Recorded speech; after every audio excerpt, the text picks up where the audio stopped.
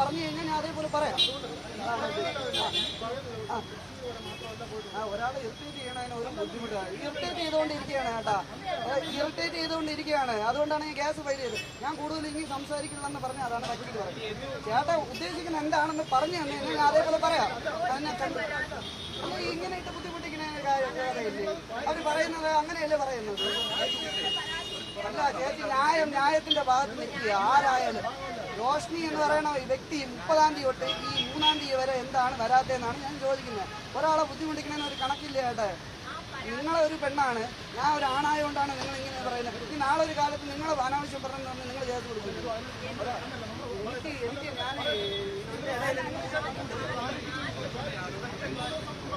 ഞാൻ ഞാനിങ്ങനെ കേൾക്കേണ്ട കാര്യമില്ല. ന്യായമുള്ള എൻ്റെ അടുത്ത് കൂടെ നിൽക്കാതെ എന്നെ എങ്ങനെ എത്തിയിട്ട് ചെയ്തുകൊണ്ടിരിക്കുകയാണ്, ബുദ്ധിമുട്ടിച്ചുകൊണ്ടിരിക്കുകയാണ്. ഒരു കാര്യമില്ല ചേച്ചി, എനിക്ക് സംസാരിക്കാൻ എനിക്ക് വയ്യ. നിങ്ങൾ പറയുന്നത് എന്താണെന്ന് വെച്ചാൽ പറഞ്ഞു കഴിഞ്ഞാൽ റോഷ്നി ഞാൻ കണ്ടു, അനാവശ്യം പറഞ്ഞു, അപമര്യാദയും പെരുമാറി. അത് വേണമെങ്കിൽ ഞാൻ സമ്മതിച്ചു തരാം. എനിക്ക് അതാണ് പറയാനുള്ളത്. പിന്നെ എന്താണ് നിങ്ങളെ ഉദ്ദേശം? എങ്ങനെയാണ് ഒരാളെ ബുദ്ധിമുട്ടിക്കണത്? നിങ്ങൾ ഏത് ചാനലാണ് ചേച്ചി? കൈരളിയാണോ? ഓ, അപ്പൊ നിങ്ങൾ പ്രതീക്ഷിക്കുന്ന ഇതായിരുന്നു. ഇങ്ങനെയാണോ പ്രതീക്ഷിക്കുന്നത്? എനിക്ക് മാനസികമായിട്ട് ബുദ്ധിമുട്ടുണ്ട്, എനിക്ക് പാർട്ടി ബേസിൽ ബുദ്ധിമുട്ടുണ്ട് കേട്ടോ. ഞാൻ ഇങ്ങനെയായിട്ട് ബുദ്ധിമുട്ടിക്കുന്നു. അത് നോക്കണം ചേട്ടാ. ഞാൻ ന്യായമായിട്ടുള്ള കാര്യമാണെങ്കിൽ ഞാൻ പറയും. ഷെഡ്യൂൾ ഓടിയിട്ടുണ്ട്. ഞാൻ വഴിക്കടവാണ് ഷെഡ്യൂൾ ഓടിയത് 1 വർഷത്തോളം.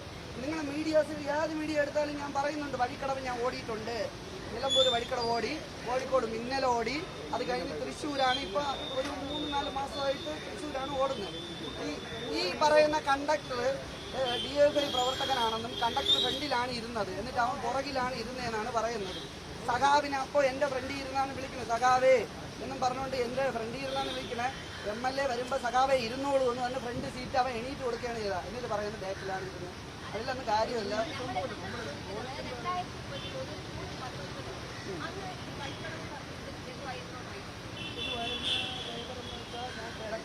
ഞാൻ തിരക്കിയിട്ടില്ല, ഞാൻ ഡിപ്പാർട്ട്മെന്റുമായിട്ട് ഇടപെട്ടിട്ടില്ല. ഞാൻ പറയില്ല, ഞാനൊരു ഈ ഡേറ്റും ഈ കാര്യവും ഇവർ പറയുന്നതനുസരിച്ച് എനിക്ക് ഡിപ്പാർട്ട്മെന്റിൽ നോക്കിയാലേ അറിയാവുള്ളൂ. നിങ്ങൾ ഇപ്പോൾ എന്ത് KSRTC അന്വേഷിച്ചിട്ട് ന്യായമായിട്ടുള്ള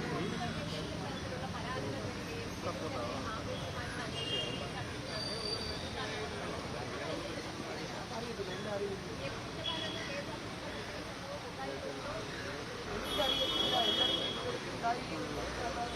ഈ ഒരു പ്രശ്നം അല്ലാതെ എൻ്റെ അങ്ങനെ പറഞ്ഞിട്ടോ കേട്ടിട്ടോ ഇല്ല. അങ്ങനെ ഒരു അറിവ് 2 വർഷമായിട്ട് ജോലി ചെയ്തു.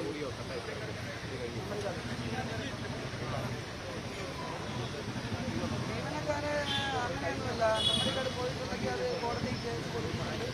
മെമ്മറിക്കാർഡ് എന്തായാലും കോടതിയിൽ തെളിയിക്കണമല്ലോ.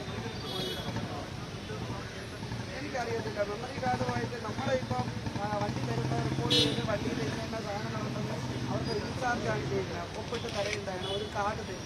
കാർഡാണ് നമ്മളെ താക്കോലായിട്ട് നമ്മൾ കാണുന്നത്. ആ കാർഡ് വാങ്ങിച്ചുകൊണ്ടാണ് നമ്മൾ പോകുന്നത്. അതിൽ ഈ മെമ്മറി കാർഡ് ഉണ്ടോ എന്നല്ല, വണ്ടി ഫുള്ള് ചെക്കിങ് എന്ന് പറഞ്ഞ് എഴുതി ഒപ്പിട്ടാണ് തരുന്നത്. അപ്പോൾ അവർ ചെക്ക് ചെയ്ത് തന്നെയാണ്. നമ്മൾ പിന്നെ അതിനെക്കുറിച്ചൊന്നും നോക്കുന്നില്ല.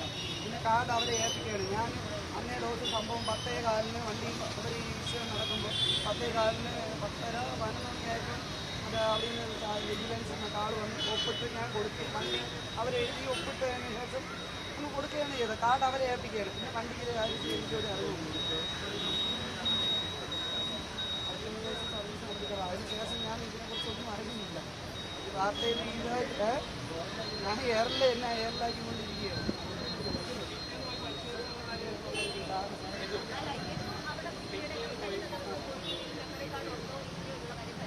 അങ്ങനെ ഞാൻ പരിശോധിക്കേണ്ട കാര്യമില്ല. വണ്ടി അവിടെ കിടക്കുന്നുണ്ടെന്നാണ് പറയുന്നത്. പരിശോധിച്ചു. മെമ്മറി കാർഡ് ഉണ്ടെന്ന് ഞാൻ പറഞ്ഞിട്ടുണ്ട്. ഞാൻ ഡോറിൻ്റെ അവിടെ നിന്നിട്ട് ഞാൻ അങ്ങനെയല്ല പറഞ്ഞത്. എനിക്ക് വ്യക്തമായിട്ട് അറിയാം. ആ വീഡിയോ ഉണ്ടെങ്കിൽ ഒന്ന് എടുത്ത് കഴിഞ്ഞാൽ വളരെ ഉപകാരം. അത് നേരെ ഞാൻ പോകുന്ന ATO റൂമിലോട്ടാണ്. അപ്പം ബസ് ഫ്രണ്ടിൽ കിടക്കുന്നുണ്ട്. അപ്പം ഞാൻ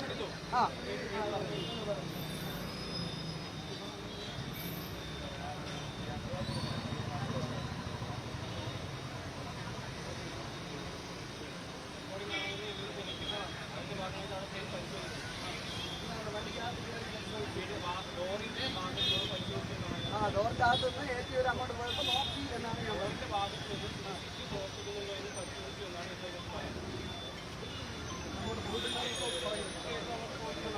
ഞാൻ പോയിട്ടില്ലെന്നല്ലല്ലോ എപ്പോഴും പറയുന്നത്.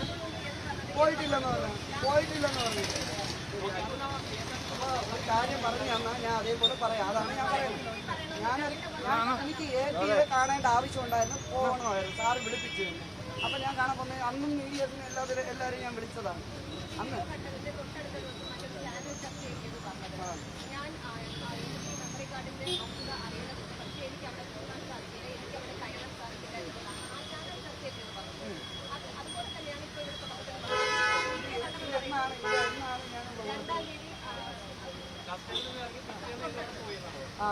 കസ്റ്റഡിയിൽ നിന്ന് ഇറങ്ങി, അതായത്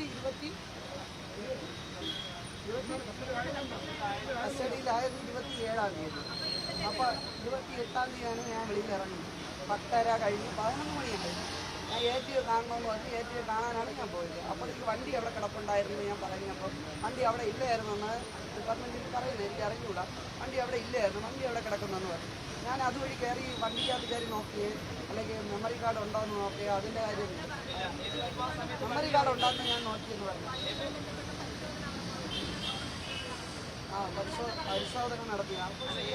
അതൊക്കെ ഇനി ഞാൻ സംസാരിക്കുന്ന അത് ഇതേപോലെ സംസാരിച്ചിട്ട് അതും മീഡിയയാക്കാൻ കാരണം ഉണ്ടാവും. അത് കോടതി ഇപ്പോൾ നടക്കുന്ന കേസാണ്. കോടതി തീരുമാനിച്ചത് ബാക്കിയുള്ള കാര്യങ്ങൾ കോടതി. മെമ്മറി കാർഡ് എവിടെ നിന്നാണ് ഇനി വരുന്നതെന്ന് നമുക്ക് നോക്കാം. ബസ് ആ ജെല്ലി കിടക്കുകയായിരുന്നു. ഞാൻ പറഞ്ഞിട്ടുണ്ടല്ലോ, എനിക്കറിയത്തില്ലല്ലോ. 10:30-11 മണിക്ക് സർവീസ് ഏത് സർവീസാണ് പോയത്? അല്ല, ഏത് സർവീസ്? അല്ല, ഞാൻ ചോദിക്കുന്നത് നിങ്ങൾ പറയുന്ന സർവീസ് അതുകൊണ്ടായിരുന്നു ഞാൻ ഉണ്ടാവും. 101 പരിശോധിച്ചെന്ന് ഞാൻ പറഞ്ഞിട്ടുണ്ടല്ലോ. ഞാൻ പരിശോധിച്ചെന്ന് പറയുന്നില്ല. ഞാൻ അതുവഴി പോയപ്പോൾ നോക്കി. സ്ക്രീനിൽ നോക്കിയപ്പോഴത്തേക്ക് സ്ക്രീനിൽ കറക്റ്റായിട്ട് കാണുന്നു.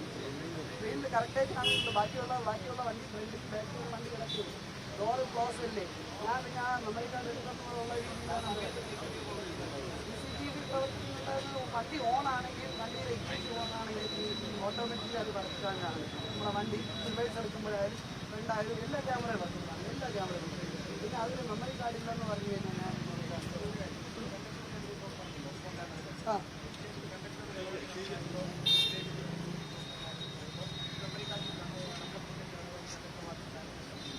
സംശയമുണ്ട്. പാർട്ടിയിലുള്ള ആളാണെന്ന് ആളെന്ന് തന്നെ വിളിച്ച് പറഞ്ഞു. പിന്നെ സഖാവിനെ വിളിച്ചുകൊണ്ട് പറഞ്ഞു. അപ്പോൾ അത് ഉണ്ടാവും.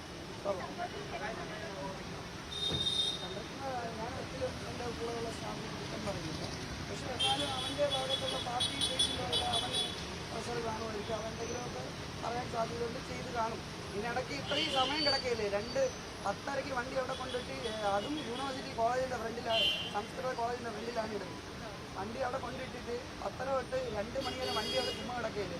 അപ്പോൾ MLA ഉണ്ട് അതിൻ്റെ അകത്ത്. അതിലെല്ലാ വാർത്തയിലും പറയുന്നുണ്ട് MLA ഉണ്ട്, ഈ